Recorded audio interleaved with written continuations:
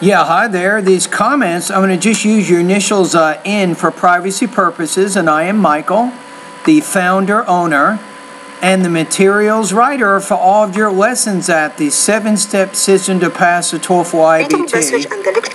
And you completed integrated speaking practice test number 2, so I'm going to listen to it right now. Reading the message and the lecture are about to Sir Theodore Fujita. Tornado families, which are made up of individual tornadoes. Now, they're not just about him, but about his contributions to meteorology. So you want to make sure that you explain accurately what the main point of the reading and the listening passage is, and it also shows how your response relates to the question. Because the question is saying, using examples from the reading passage in the lecture, describe 3 contributions that Fujita made to meteorology. North Dakota storm, he introduced concept of thunderstorm architecture in terms like wall cloud, tile cloud. Okay. In 1960s, his analysis of the Palm Sunday outbreak of 1965, he's changed course of how we view a tornado outbreak. For more information from the lecture. So how did it change how we viewed tornadoes? Did it make any difference in terms of the intensity of tornadoes? Was he able to discover that tornadoes, for example, have more than one vortex? They have different damage patterns. What was the importance of his discoveries? How did it change the thinking that meteorologists had regarding tornadoes? In 1970s, he again revolutions by giving a system that linked damage and wind speed. Okay. All tornadoes are created equal. And super outbreak of 1974 was pinnacle of analysis of tornado outbreak. For many 148 tornadoes, he was able to map the entire path in Fujita.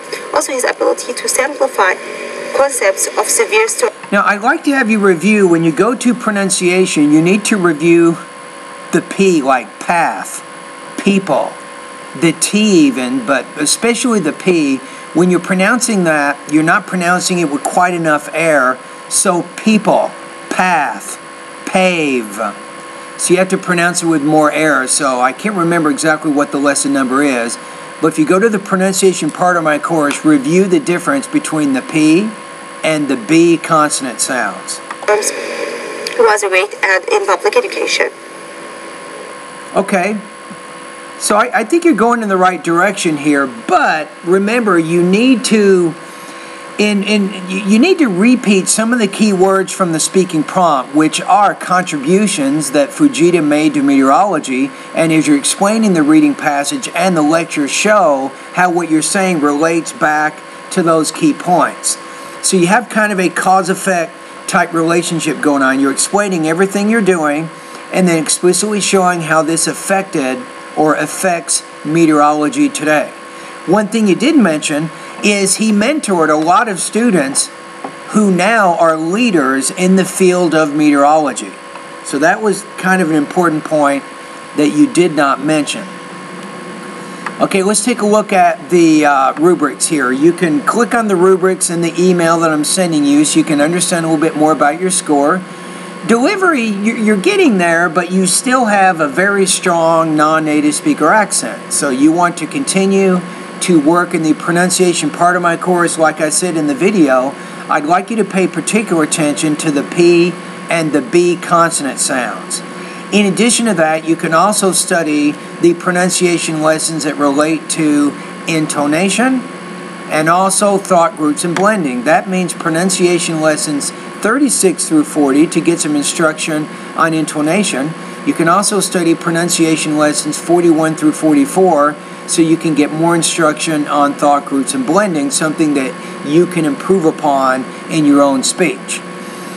All right, language use, I didn't notice any major problems there, so I'm not going to make many comments on that. Topic development, the main thing is make sure that what you say connects back to the purpose of the task. What you guys said, if you go into YC 101, our classroom, and you look on the board, actually you guys put together some excellent tips on how to organize your writing, and I'd like you to do the same thing in your speaking. And one of them, it says create lexical chains. Lexical change means that you repeat or use certain words in different parts of your writing or your speaking to help give everything a clear organization, and it makes it easier in this case for the listener to understand how your ideas are connected. Alright, that's something you can do. Now you can learn more about organization by going to the speaking lesson number 7 in my online TOEFL course, and that'll give you some great tips on how you can more coherently organize your ideas. It's all about connecting things back to the purpose. What is the purpose of the speaking task, and how can you make everything relate to that purpose? So it just makes sense, because the purpose was to explain the contributions that Fujita made to meteorology. Then it makes sense that you would repeat some of the key words from that purpose at different junctures of your response. Okay, your score here, I'm going to put you at about 2.3. 2.3 out of 4, 18 points out of 30 on this particular practice test. Now, if you go to the syllabus to page 9, and let's figure out what the score is in grade. Okay, here we go. So 2.3 is going to put you at 80% on this assignment. All right, anyway, thank you for completing the practice test. Hang in there. This was the most difficult one that we have this quarter, so you got it done. How's it feel? You finished. That's the hardest one. So the rest of these speaking tasks will not be as complex or as academic as that one that you just did.